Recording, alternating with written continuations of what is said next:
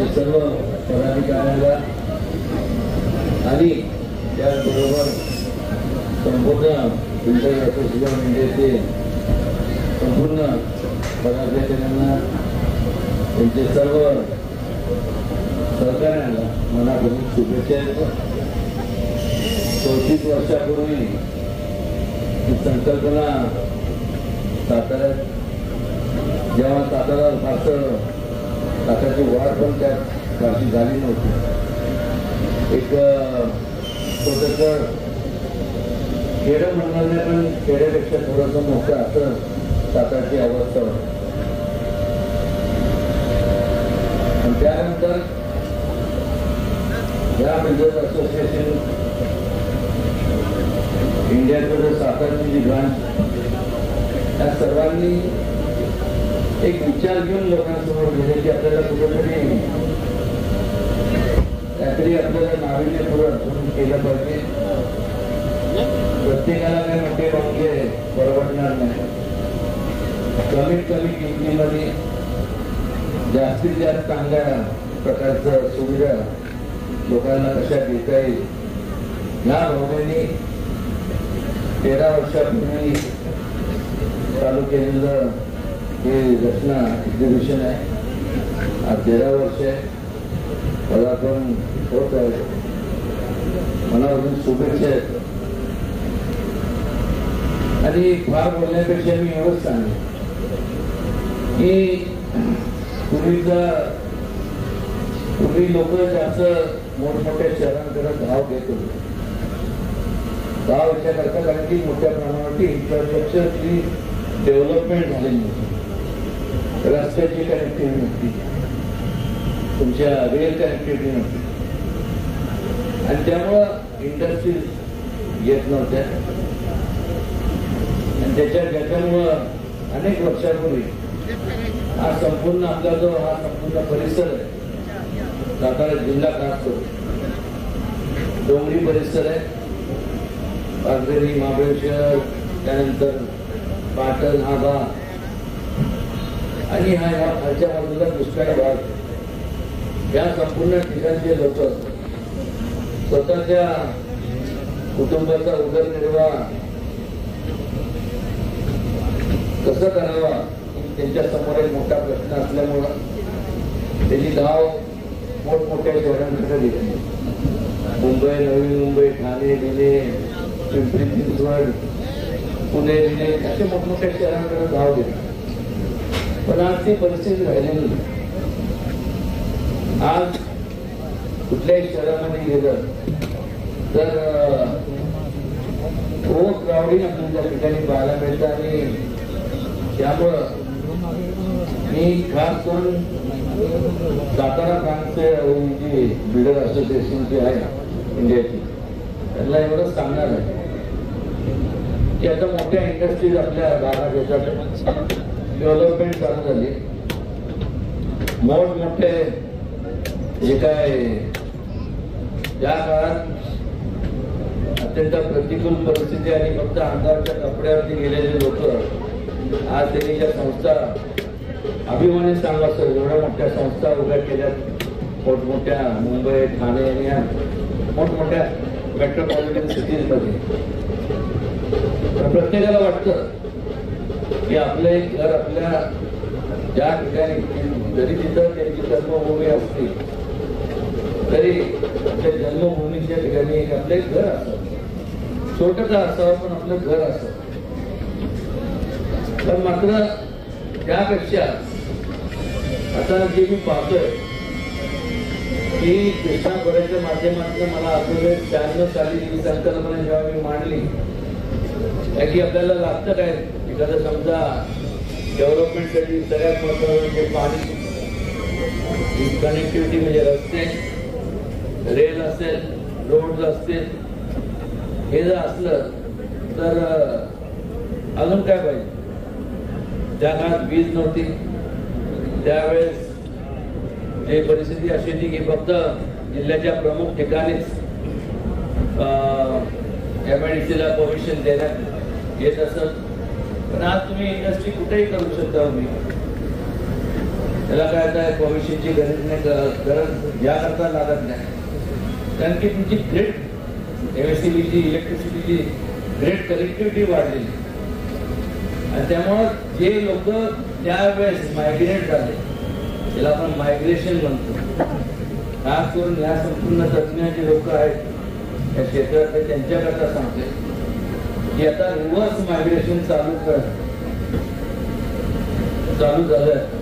लोक आता पुन्हा स्वतःच्या गावी इकडे येऊन उद्योग समूह आणि चांगले चांगले प्रकारचे उद्योग या ठिकाणी आपलं निर्माण केले पाहिजे, स्वतः स्वावलंबी झालं पाहिजे. त्यामुळं मार्केट भरपूर आहे आणि करण्यासारखं भरपूर आहे. मला माहित आहे की संपूर्ण रचनाच्या माध्यमातून एक 13 वर्षापासून यांनी चालू केली, तेव्हा एवढे कॉल पण नसायचे, थोडेसे कुठे असेल. आज संपूर्ण मला वाटतंय 100पेक्षा जास्त स्टॉल आणि एक ठिकाणी सातारा रचना एक्झिबिशनची नेहमी चर्चा होत असते. हे खरंच वाखाणण्यासारखं आहे, त्या सर्वांचं कष्ट आहे आणि जास्तीत जास्त कस्टमर्स जे असतील, ग्राहक जे असतील, त्यांनी फायदा घ्यावा. जास्तीत जास्त या ठिकाणी सुद्धा जे काय संपूर्ण तुमच्या जागेच्या बाबतीतले प्रश्न असतील, कारण की हे संपूर्ण शेवटी तुमचं रचना म्हणजे बिल्डर असोसिएशन म्हणजे तुमची जागा असते, त्याच्या बाबतीत कुठल्याही अडचणी निर्माण झाल्या तर कधी मला सांगा, कारण की सगळ्यात जास्त महत्वाचं काय असतं तर अनेकदा मी ऐकतो एखादी इंडस्ट्री चालू करायची झाली, एखादा प्रोजेक्ट चालू करायचा झाला तर अनेक ठिकाणी तुम्ही परदेशात गेला तर लगेच तुम्हाला परमिशन मिळते. इथं इंडियामध्ये याच्या भारतात याच्या अगोदर जेव्हा काँग्रेस आणि हे बाकीचं सरकार होतं त्याच्याकडे फारसं लक्ष दिलं नाही. पण आता जर आपण पाहिलं, मी राजकारण बोलत नाही, जी वस्तुस्थिती तुमच्या समोर मांडतोय, आज जर आपण पाहिलं तर वन विंडो आता ह्याबरोबर काय त्या प्रोजेक्टला करता जेवढा वेळ लागायचा त्याच्यात दुसरे परमिशन आणि हे काढायला मिळवण्यानंतर जास्त वेळ जायचा. असं होणार नाही, संपूर्ण सहकार्य असणार आहे. माझं काय आता काय तुम्हाला सगळे चांगले 4 मंत्री दादाला मिळाले, 4 सगळे आमदार आहेत, सगळ्यांचं सहकार्य तुम्हाला केंद्राच्या माध्यमातून अजून काय आता परवा मी थोडा सरांकडे गेलो. बिल्डर्स असोसिएशन ऑफ इंडियाचं आपलं रचना एक रिअल इस्टेटचं भव्य प्रदर्शनाचा उद्घाटन समारंभ इथं पार पडतोय. त्या कार्यक्रमाला माझे सहकारी मान्य प्रभाकरजी गाडगे साहेब माजी आमदार आज इथं उपस्थित आहेत. तसेच नॅशनल व्हाईस प्रेसिडेंट मान्य श्री आनंद गुप्ता सर इथं उपस्थित आहेत. त्याचबरोबर स्टेट चेअरमन मान्य श्री अनिल सोनवणे, नॅशनल सेक्रेटरी श्री मोहिंदर रिजवानी, त्याचबरोबर माजी नॅशनल प्रेसिडेंट श्री अविनाश पाटील, माजी नॅशनल प्रेसिडेंट भगवानराव देवकर, सेंटरचे चेअरमन आणि माझे सहकारी मित्र मान्य सुधीर टोपे साहेब, सेंटरचे सेक्रेटरी हर्षद वारावरकर, त्याचबरोबर व्हाईस चेअरमन मान्य सयाजी भोसले, ट्रेझरर मान्य पृथ्वीराज पाटील, माजी स्टेट चेअरमन मान्य सुधीर गाडगे साहेब, दत्ताजी मोळे साहेब, माझे मित्र सचिनजी देशमुख, तसेच या रचना या प्रदर्शनाचे प्रायोजक classic group, strong infra, Kangralkar associate, SBI, त्याचबरोबर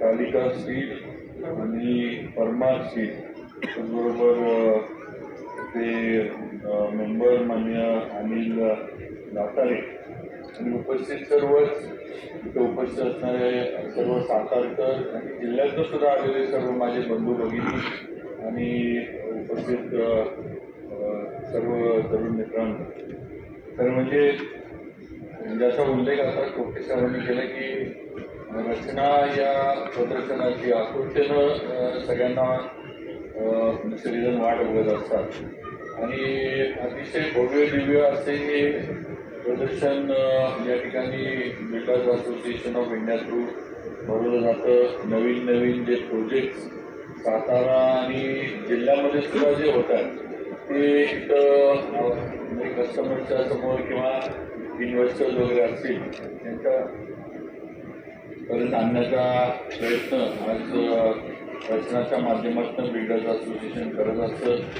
आज देशामध्ये सगळ्यात मोठी व्यावसायिकांची बांधकाम व्यावसायिकांची ही संघटना आहे आणि याच्यात सर्व स्तरातील लोक या बिल्डर्स असोसिएशनमध्ये आहेत. म्हणजे प्रत्येकाला सामावून घेण्याचं काम हे बिल्डर्स असोसिएशन नक्कीच केलेलं आहे. मागे सुद्धा सचिन देशमुख ज्यावेळेला स्टेट प्रेसिडेंट झाले त्यावेळेला ते असतील मी आणि मला वाटतं मिर्झा साहेब नागपूरला आले होते म्हणजे आणि आम्ही त्यावेळेला सुद्धा आपले काही राज्यातले जे आपल्या व्यावसायिकांचे प्रश्न होते त्या संदर्भात आपले उपमुख्यमंत्री त्यावेळेचे मान्य देवेंद्रजी फडणवीस, अजितदादा आणि त्यावेळेचे बांधकाम मंत्री मान्य रवींद्र चव्हाण साहेब यांना आम्ही भेटलो होतो. आता परत एकदा मगाशी तिथं हा कार्यक्रम शुभारंभ करायच्या आधी थोडीफार चर्चा जे काही प्रश्न राज्यामध्ये बिल्डर्सचे आहेत किंवा व्यावसायिकांचे आहेत शासनाच्या माध्यमातून आणि प्रामुख्यानं आज जो विभाग माझ्याकडं आलेला आहे सार्वजनिक विभागाच्या माध्यमातून जे सहकार्य आपल्याला पाहिजे ते नक्की आपण चर्चा केली ती बैठक आपण घेऊ. सेक्रेटरी असतील मग आपल्या ज्या काही अडचणी आहेत त्याबद्दल निर्णय कसा करता येईल आपण नक्कीच प्रयत्न करू आणि आमचे सातारचे सगळे जे आपल्या सेंटरचे आहेत ते या फॉलोअपमध्ये राहतील व उत्तर साहेब सोनवणे साहेब नक्कीच लवकरात लवकर त्याचा काही ना काहीतरी निर्णय आपण लावू अशी आपल्याला या निमित्ताने मी खात्री देऊ इच्छितो. त्याचबरोबर साताऱ्यातील सुद्धा बांधकाम व्यावसायिकांनी आज नवीन नवीन हे आपण आता पूर्वी थोडंफार बांधकामांचे बघायचो पण आता सगळं नवीन पद्धतीनं बांधकाम आज व्हायला लागले. आज साताऱ्यात सुद्धा हाय रायझेस व्हायला लागले ती एक अतिशय आनंदाची गोष्ट आहे. आज जिल्हा बँकेचं जो प्रोजेक्ट चाललाय जो श्रीधर कंगाळकर करतात एक मला वाटतं शहरातला एक थोडा आयकॉनिक एक प्रोजेक्ट होईल कारण मला वाटतं एवढा मोठा प्रोजेक्ट हा आत्ता तर एका ठिकाणी एवढा मोठा प्रोजेक्ट कुठंच सातारा शहरामध्ये नाही. त्यामुळे आयकॉनिक प्रोजेक्ट तो जिल्हा बँकेचा आणि श्रीधर कंगाळकरांच्या माध्यमातून होईल अशी नक्कीच मला खात्री आहे. आपण सुद्धा शहरातलं इन्फ्रास्ट्रक्चर जे आहे ते चांगलं करण्याच्या दृष्टीनं प्रयत्न करत आलोय. आज काही परिसरामधले आपण आता कॉन्क्रीटचे रोड्स हे आपण कामं त्याची सुरू केली अजून सुद्धा उरलेल्या फेजेसमध्ये आपण कामं करणार आहे.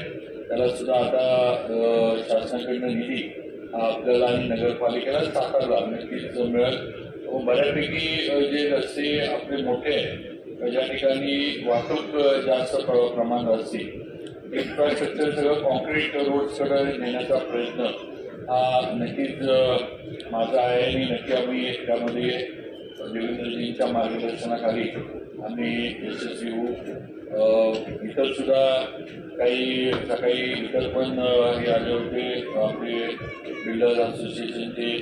त्याचबरोबर त्यांनी सुद्धा हे केलं होतं की रेराबद्दल सुद्धा एक बैठक व्हावी अशी त्यांनी सूचना केली होती कारण काही अडचणी तिथं पण आहेत रेराच्या ह्याच्यामध्ये त्यामुळं नक्कीच ती सुद्धा बैठक संबंधित जे काही विभागाचे अधिकारी असतील त्यांना घेऊन लावण्याचा माझा प्रयत्न नक्की राहील. जेवढं काही आपल्याला सहकार्य करता येईल, कारण बहुतांशी आणि जर सगळे बसले, सचिन असेल, सुधीर टोके साहेब असतील, सगळेच मित्र आहेत. म्हणजे सगळे कोण व्यावसायिक आहे आणि मी राजकारणी आहे असं आमचं साताऱ्यातल्या लोकांचं नातं नाही आहे. आधी सगळ्यांचं मैत्रीचं नातं आहे आणि नंतर जे काय असेल ते व्यवसाय आणि बाकीच्या गोष्टी आमच्या चालू असतात. आणि नक्कीच हे नातं आपण कायम ठेवलंय.